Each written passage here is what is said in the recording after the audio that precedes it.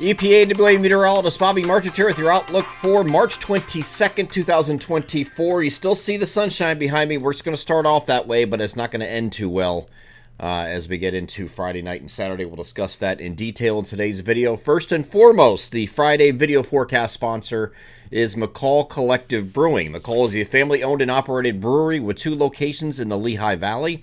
Their original Southside Allentown location is at 102 East Susquehanna Street, and their second location, McCall Collective Tap House in Trexlertown, is located at 7743 Hamilton Boulevard. Both locations are open 7 days a week and have a full food menu, plenty of beer to choose from for both dine-in or takeout, along with local wine and cocktails.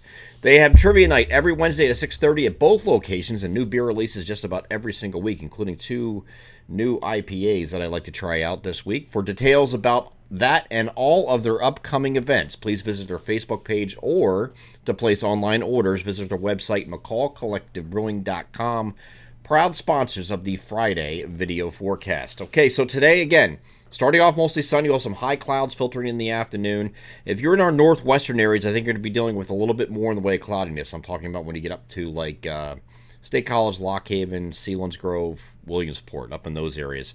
Might even be a late day shower already in advance of this, because we have some northern stream energy that's going to start moving toward the region before this system that is off in the southern United States, sitting over the Mississippi-Alabama border here as we get to later on Friday. That is going to be moving northeastward and moving right along the spine of the Appalachians, just east of it, as it moves up the coast. So we'll move this in that low pressure down here.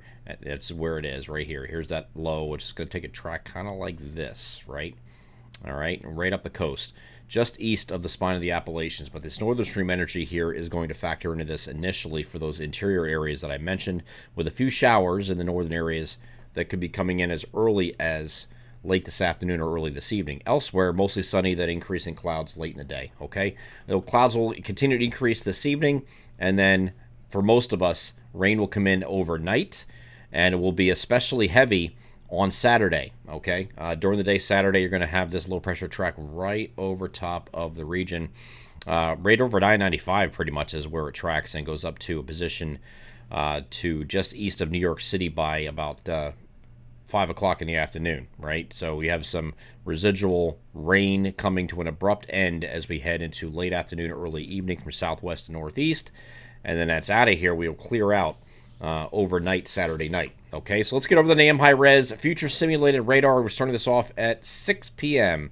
And again, here's those few showers in the early evening across the interior area. So I don't think you're going to be dealing with anything anywhere else. It's just going to be up in these areas, generally right in here. You're going to see that opportunity for some showers in the early evening. But the main show is going to be after midnight for everywhere else. So move this forward.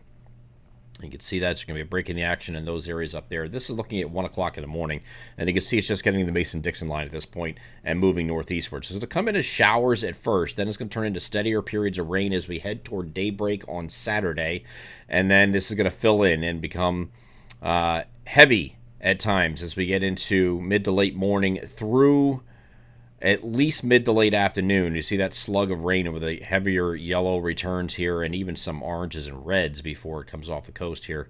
But this is going to end. This is looking at 6 p.m. So the back edge of this is already just over eastern PA. Here's the back edge right here, and all these areas are already dry. So that's a late afternoon where I have the X. That is stopping late afternoon on Saturday.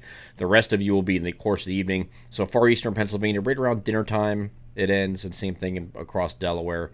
And then as we get into, for New Jersey interests, it looks like between 6 and 9 p.m. So early to mid-evening, it looks like it's going to end on Saturday. Either way, it's a washout no matter how you want to spin it here, but it's going to be especially heavy here on Saturday, okay? And Saturday's going to be especially Saturday afternoon, early when the slug of heavy rain comes in, late morning, continues through much of the afternoon, and goes over these jackpot area, so to speak. So here is what we have for total precipitation as this increases as we go through this event, and this is what we have. Okay, so this has been pretty much set with the global models for the last couple days. It's just a matter of trying to find out where that was going to be situated and who was going to see this jackpot zone, so to speak. Okay, the jackpot zone for this event is going to be right in here. Okay, so these areas here and all the way to the coast are generally between 1.75 and 2.5 inches. That is what we're looking at for total precipitation in those areas.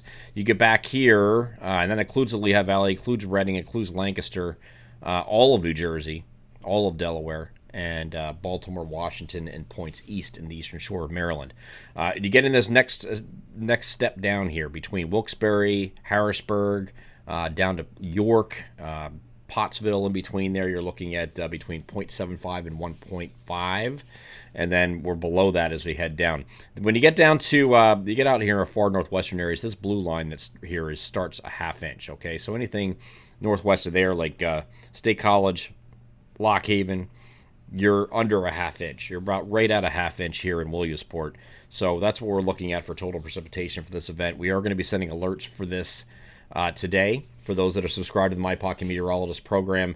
Again, if you had the winter program, it doesn't end technically until March 31st. We send for rain also, so you'll still get those alerts if you're subscribed to that.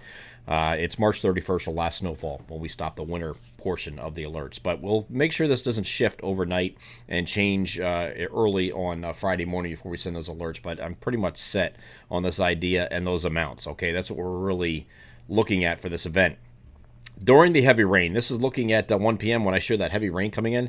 There's not a lot of wind with it, okay? The wind is going to come in trailing the system. Once it pulls away, the wind increases during the evening, especially when we get some wind gusts that are 15 to 25, gusting 30 to 35, maybe 40 in elevations, very highest elevations, but that's about it, okay? Right around the shore points, there might be a little bit of increase as we get into Saturday afternoon initially as that low goes by, but here is what we're looking at for the entire event. And this is not a ton of wind, but it is going to be following this system and trailing it. And then once we get to Sunday, just a little breezy here, mainly in the morning, and then after that, we're okay.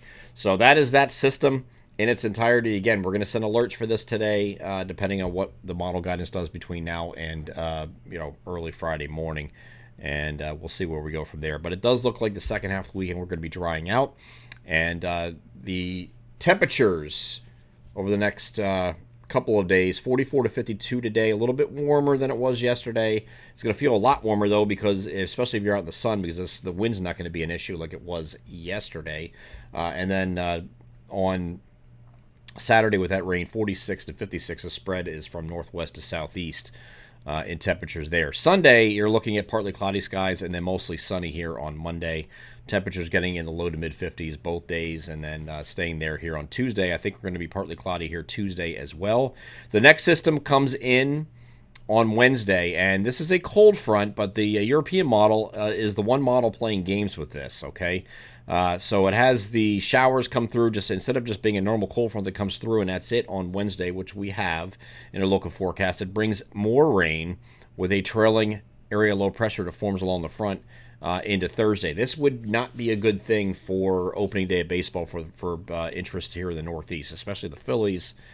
We don't want to deal with another debacle here on opening day, so we're hoping this is not correct. And we get over to some other model guidance. The GFS does not have that.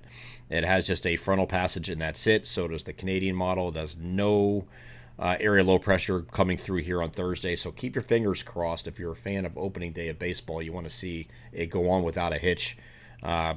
Root for the GFS and the Canadian right now, because they're saying no.